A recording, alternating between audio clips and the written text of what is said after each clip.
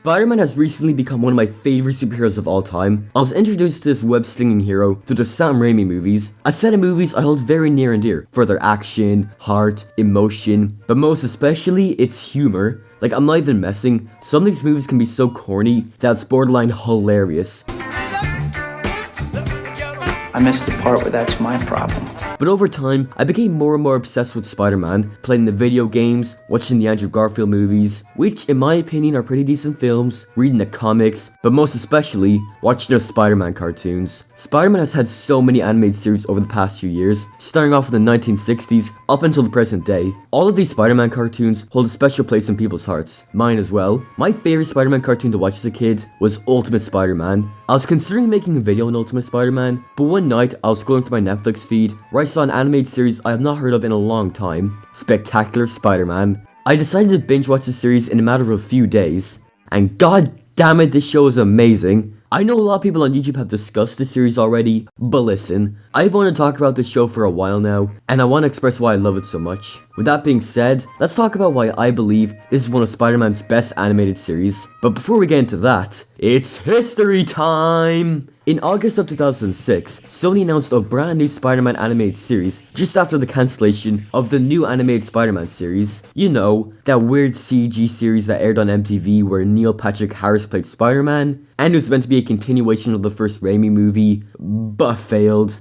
Yeah, I'll talk about this weird series another day. Anyway, it was announced in 2007 that the series was picked up to air on Kids WB. Kinda weird seeing a Marvel property air on the WB, but the series was scheduled to premiere in early 2008, with the main showrunners being Greg Weisman and Victor Cook. Instead of taking inspiration from the recent Raimi movies, they mainly took inspiration from the comics, more specifically the Amazing Spider-Man comics. The show premiered on the 8th of March 2008 and received worldwide praise from Spidey fans. Audience loved how they portrayed this nerdy and awkward Spider-Man. Although just because people liked the series, the ratings for Spectacular Spider-Man were not good. Why? Well, it's mainly due to unfortunate timing. Spectacular Spider-Man aired right around the time when the WB and UPN formed the CW, and at the time, Kids WB was basically on deathbed. The show only lasted around 2 seasons, with 26 episodes in total. Greg Weisman was planning on 5 seasons, with 65 episodes in total, but unfortunately the series was cancelled way too soon. And also around this time, Disney was purchasing Marvel for around $4 billion, and the rights to Who Owned Spider-Man was kind of a mess. But besides all that, the series sadly ended in November 2009. It's really unfortunate, since the series had so much potential. It could have been one of the best Spider-Man animated series out there, but the series was cancelled, and a few years later, we got Ultimate Spider-Man on Disney XD.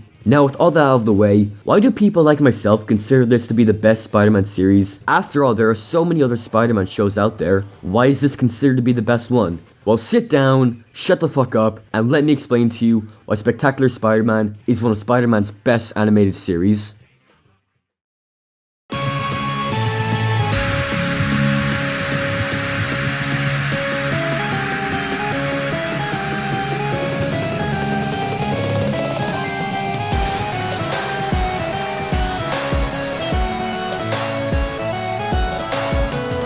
Now, I'm assuming we all know the story of Spider-Man, and if you don't, then why the fuck are you watching this video? But in case you don't, some loser, dork, simp, dweeb named Peter Parker gets bitten by a radioactive spider, he gets spider powers, his Uncle Ben takes the L, he learns how to become a superhero, with great powder comes great gaming responsibilities, all that shite.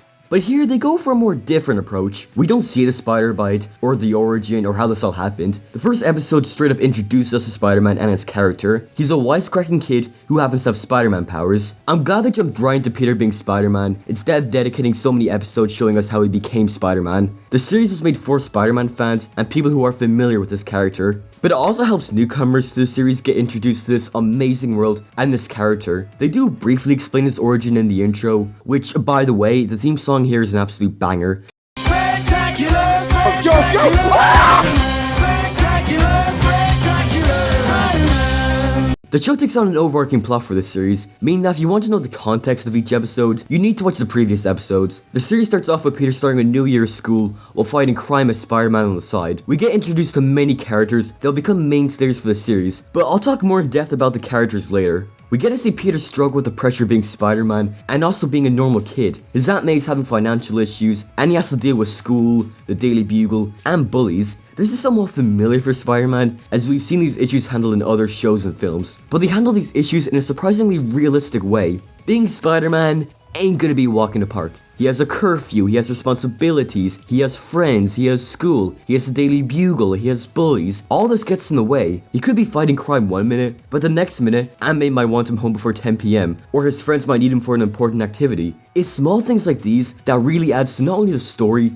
but the characters. Speaking of characters, let's get into the main characters of the show. First of all, we got the main man himself, Peter Parker, aka Spider-Man. Spider-Man in the series is voiced by Josh Keaton, who does a really good job on playing both Spider-Man and Peter Parker. Keaton gives Peter the perfect balance of being a wisecracking, friendly neighborhood Spider-Man, and also playing this nerdy, awkward high school kid. Like I brought up earlier, the series goes in detail on Peter's struggle to be Spider-Man. Him having to balance his life of crime fighting and being a normal kid ain't gonna be easy. It causes him to lose friends and have to make difficult decisions. Does he want to quit being Spider-Man and live a normal life? Or does he stick by Uncle Ben's words and protect the people of New York City? Only a few episodes into this series, we see Peter already tempted to quit and give up, but he has a responsibility to be Spider-Man, and he sticks by it.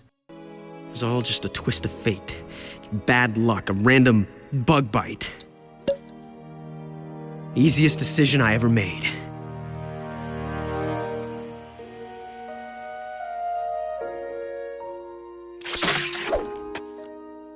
While I've mainly been focusing on the Peter Parker stuff, the Spider-Man action here is really good. He's always cracking jokes while fighting, but they don't go too overboard. Like I established, Spider-Man is just a kid who fights crime and likes to crack jokes. But Spider-Man ain't the only character in the show. We have Peter's best friends Harry Osborn and Gwen Stacy. I'll start off with Harry first.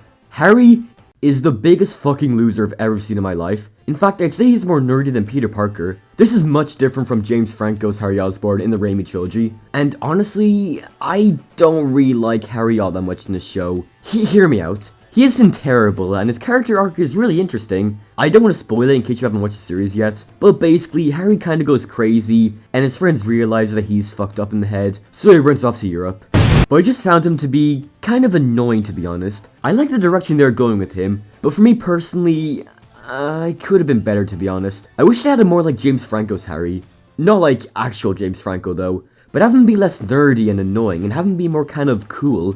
But this is just my opinion, so don't get angry over one single opinion. I still find his character to be okay. And of course there's Gwen Stacy. She acts as the supportive friend for Peter, but also secretly has feelings for him. The friendship here is really sweet, and you can tell that she really cares for Peter and wants the best for him, while also having feelings for him. Along with Gwen Stacy, we have Mary Jane Watson. I'm glad that they included both of these love interests, instead of just having it be one or the other. Mary is introduced a few episodes into this series, and often helps out not only Peter, but Gwen Stacy. I really like what they did with her character. She could have used some more character development if I'm gonna be honest, but she's still a really good character, and like I said, it's great that they included both Mary Jane and Gwen Stacy in the same show. And of course, there are a plethora of side characters here. There's Flash, who is often depicted as the bland and generic bully character who just wants to make life difficult for Peter. And while that is partially true here, they do go more in detail. You just pick on Peter and push him around obviously, but sometimes you can see that Flash isn't a generic bully, and can sometimes be somewhat nice to Peter, kind of. They didn't go for the generic approach like in the Raimi trilogy where he's just a generic one-note bully, but they did something similar to the Andrew Garfield films, where he's more relatable and he's not just a generic one-note bully. And there's the man, the myth, the legend himself, J. Jonah Jameson, who is sadly not voiced by J.K. Simmons, but is still really good. He's still the exact same character, a fast, angry newsman who is loud and hates Spider-Man. Even his expressions and animation perfectly shows off his character. And he's not just a generic businessman who is always angry. In one episode, Jameson is threatened by the Rhino to reveal the photographer Peter Parker, and he actually protects Peter and doesn't say anything. Parker? Parker the photographer? Oh, never met the guy. No address either. Only makes contact by email.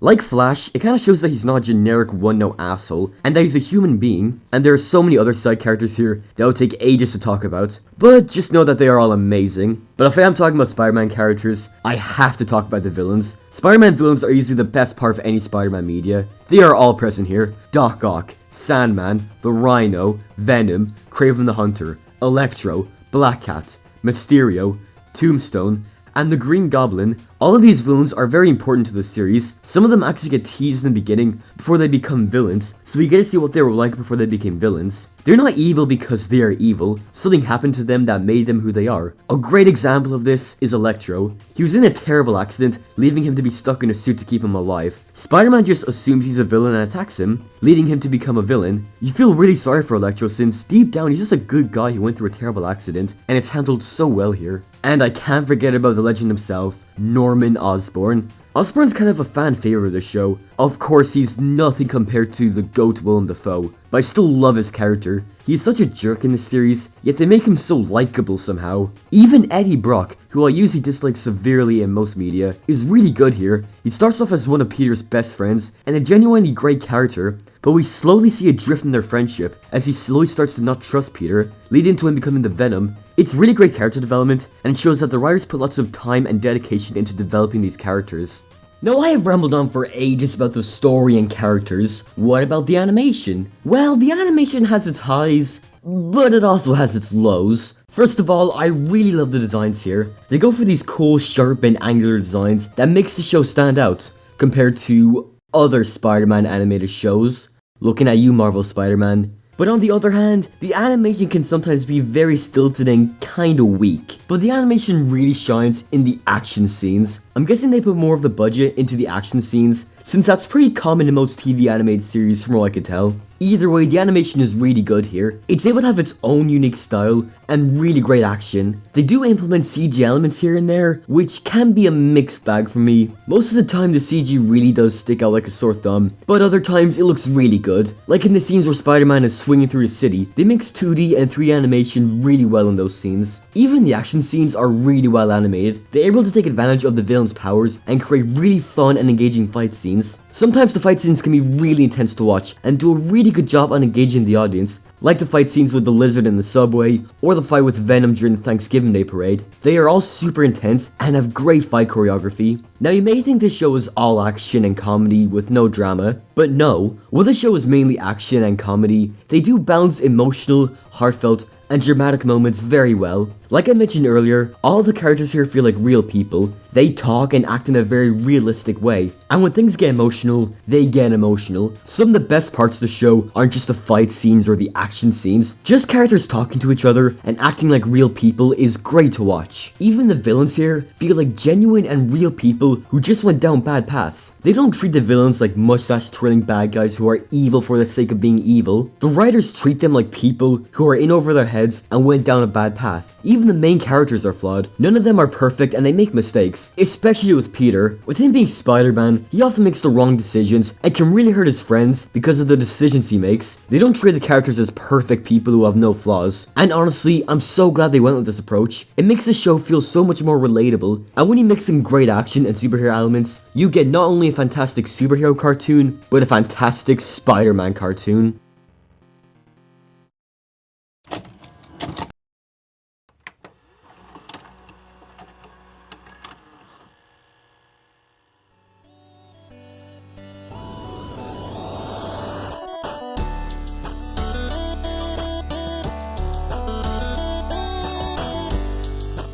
Now in conclusion, while there are many great Spider-Man cartoons out there, I still find this one to be the best out there. Almost everything about this series works, from the writing, characters, stories, animation, designs, action, and so much more. Instead of the show being about some kid dressing up as Spider-Man and fighting bad guys, they fleshed out this series so much where it makes it feel so believable. My main praise with this series is how they handle the character development here, but also how they portrayed Peter Parker and his struggle with being Spider-Man. You see what he goes through, you see how tempted he is to give up, but he pushes forward and fights for what is right and protects the people who he cares about. Even if he makes the wrong decisions or loses his close friends, he continues to be Spider-Man. I purposely tried to not talk about spoilers in this video because I really want you guys to watch the series for yourself. Is it the best piece of Spider-Man media out there? No, not really. The best is obviously Spider-Man Into the Spider-Verse, which everyone can agree is one of the greatest modern animated films of all time, and if you disagree, I will fight you and kill you. But this is easily one of the best depictions of Spider-Man out there, and the best Spider-Man series as well. Well, maybe the second best, with number one being The Japanese Spider-Man from the 1970s. Like, bro, I ain't even joking. This show is amazing. Please watch it. But seriously, check out Spectacular Spider-Man if you haven't already. It is easily one of the best Spider-Man shows out there, and just such a great watch. Anyway, thank you all for watching this video. Hope you all enjoyed this video. Hope you all have an amazing day, and I'll see you all in the next one. Goodbye.